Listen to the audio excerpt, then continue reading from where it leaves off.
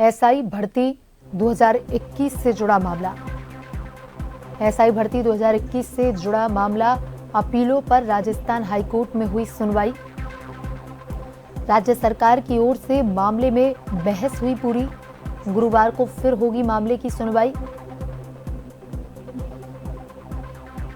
तो एसआई भर्ती 2021 से जुड़ा मामला, अपीलों पर राजस्थान हाईकोर्ट में हुई सुनवाई। राज्य सरकार की ओर से मामले में बहस हुई पूरी। गुरुवार को फिर होगी मामले की सुनवाई। और इसी खबर पर ज्यादा जानकारी के साथ संवाददाता विवेक शर्मा ऑनलाइन पर जुड़ चुके हैं। विवेक, एसआई भर्ती 2021 से जुड़ा मामला है जहां पर राज्य सरकार की तरफ से बहस पूरी हो गई है, क्या कुछ अपडेट है विवेक? तो देखिए, एसआई भर्ती 2021 पेपर लीक मामले को लेकर राजस्थान हाईकोर्ट की खंडपीठ में सुनवाई चल रही है। एसआई भर्ती 2021 रद्द करने के एकल पीठ के फैसले के खिलाफ राज्य सरकार की ओर से अपील दायर की गई थी। साथ ही आरपीएससी की सदस्य रही संगीता आर्य, आरपीएससी के पूर्व चेयरमैन संजय श्रोत्रिय समेत अन्य अपीलों पर भी राजस्थान हाईकोर्ट की खंडपीठ जो है मामले की सुनवाई कर रही है। कार्यवाहक मुख्य न्यायाधीश संजीव प्रकाश शर्मा की खंडपीठ में सुनवाई के दौरान आज फिर राज्य सरकार की ओर से महाधिवक्ता राजेंद्र प्रसाद ने पक्ष रखा। राज्य सरकार की ओर से कहा गया कि भर्ती रद्द करने का जो फैसला था वो ठीक नहीं है।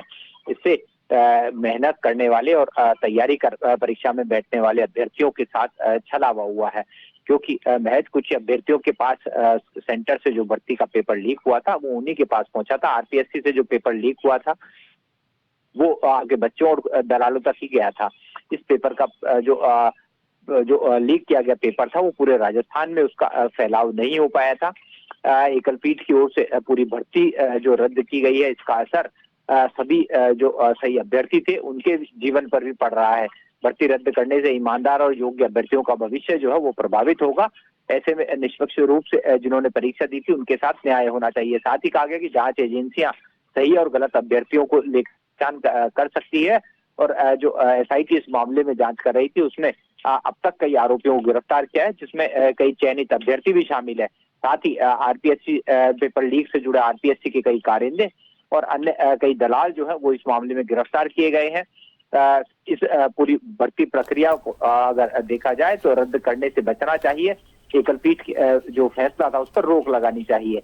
वहीं राज्य सरकार की ओर से इस पूरे मामले में अपना पक्ष रखने के बाद अब कल फिर इस मामले की सुनवाई होगी। गुरुवार को इस मामले में चयनित अभ्यर्थियों की ओर से अपना पक्ष रखा जाएगा कि भर्ती रद्द करने से जो उनके साथ छलावा हुआ है, उनने कड़ी मेहनत कर जो परीक्षा दी थी वो एकल पीठ की ओर से रद्द की गई है। और कल एक जो चयनित अभ्यर्थी है उनकी तरफ से भी एकल पीठ के फैसले का पुरजोर तरीके से विरोध किया जाएगा। साथ ही खंडपीठ से एकल पीठ के फैसले पर भी रोक लगाने की मांग की जाएगी। जी विवेक, तमाम जानकारी के लिए धन्यवाद।